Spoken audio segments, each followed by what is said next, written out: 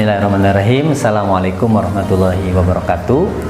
Alhamdulillahirabbil alamin wassalatu wassalamu ala asrofil anbiya'i wal mursalin. Asyhadu an la ilaha illallah wahdahu la syarikalah wa asyhadu anna Muhammadan abduhu wa rasuluhu alladzi la nabiyya ba'dah. Bapak-bapak, ibu-ibu yang dirahmati Allah Subhanahu wa taala, pertama-tama mari kita bersyukur kepada Allah atas begitu banyaknya limpah nikmat dan karunia kepada kita semua. Salawat serta salam semoga terlimpah tercurah kepada baginda kita, Nabi tercinta Nabi Allah Muhammad SAW. Bapak Ibu yang dirahmati Allah Subhanahu wa taala, Islam mengajarkan kepada kita agar dalam setiap aktivitas kehidupan kita itu dikelola dan diatur sedemikian rupa. Sebagai contoh adalah ibadah sholat. Ibadah sholat seolah-olah sebagai ibadah pribadi. Tetapi kalau kita lihat, kalau kita dalami, ternyata di dalamnya ada aturan, ada ketentuan, dan ada pengelolaan. Seperti penentuan waktu sholat. Kita mungkin akan kesulitan untuk menentukan waktu sholat.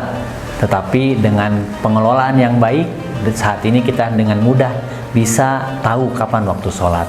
Begitu juga dengan siapa yang akan menjadi muadzin, yang mengingatkan kita bahwasanya waktu sholat itu sudah tiba, serta aktivitas yang lain sehingga sholat berjamaah itu bisa diselenggarakan dengan baik.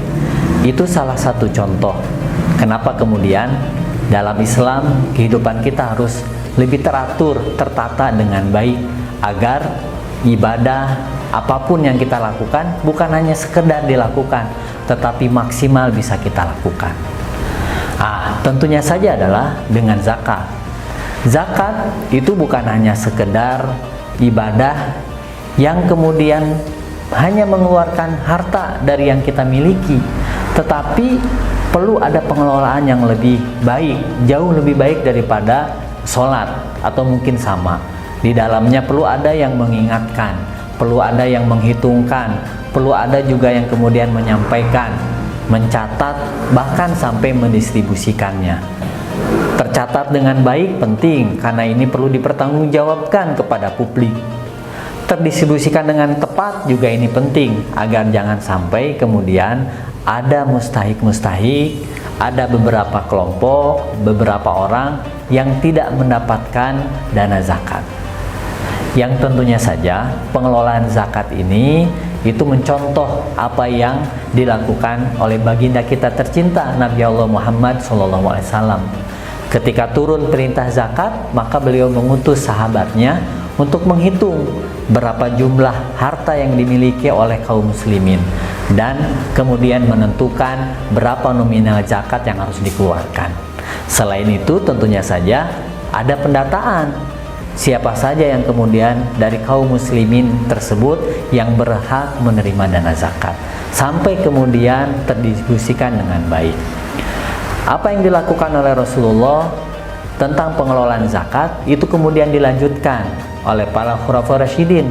Begitu juga dengan pemimpin-pemimpin Islam yang lainnya. Hingga saat ini tentunya saja pengelolaan zakat itu menjadi sangat penting, apalagi dengan kompleksnya permasalahan kaum muslimin.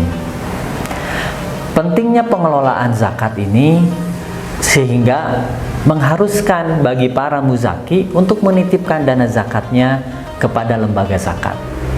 Selain tadi yang disebutkan, inti dari pengelolaan zakat itu adalah penerimaan, termasuk juga dalam menghitung, mengingatkan, menghimbau, bahkan bagaimana kemudian kita membuat ada sebuah konten yang mengingatkan para muzaki untuk berzakat.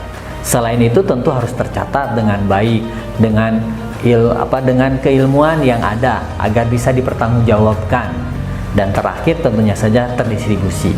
Selain ketiga poin inti tersebut, bagaimana kemudian kita berpikir dana zakat ini memberikan dampak yang lebih besar, bukan hanya sekedar mereka menerima dan mereka bisa makan hari itu, tetapi kita harus berpikir bagaimana kemudian zakat ini bisa merubah ekonomi masyarakat yang tidak mampu, bisa merubah ekonomi para mustahik.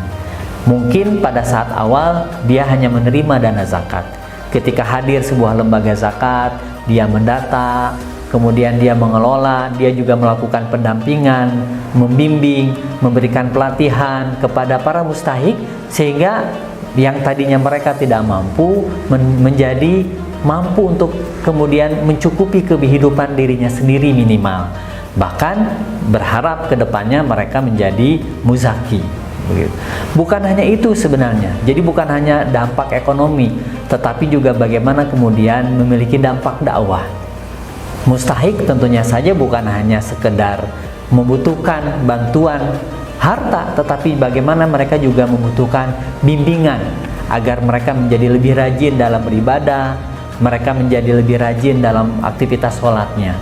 Ketika kita yang mengelola sendiri untuk melakukan tersebut, mungkin kita memiliki keterbatasan, terutama keterbatasan waktu.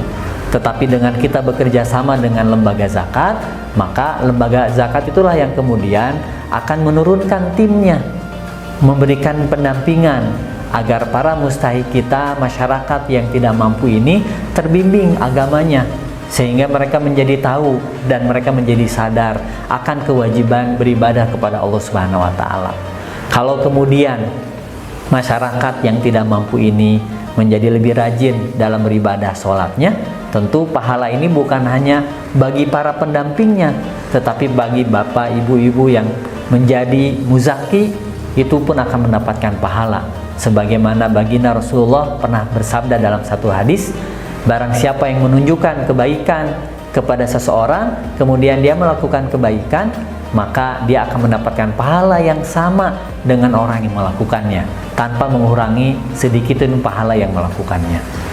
Bapak Ibu yang dirahmati Allah Subhanahu wa Ta'ala, itulah pentingnya kenapa kemudian kita perlu mengelolakan dana zakat ini agar memiliki dampak, bukan hanya sekedar diterima, tetapi bagaimana kemudian dampak yang bisa diterima oleh para mustahik ini, baik secara dampak ekonomi maupun dampak dakwah, itu dirasakan oleh mereka.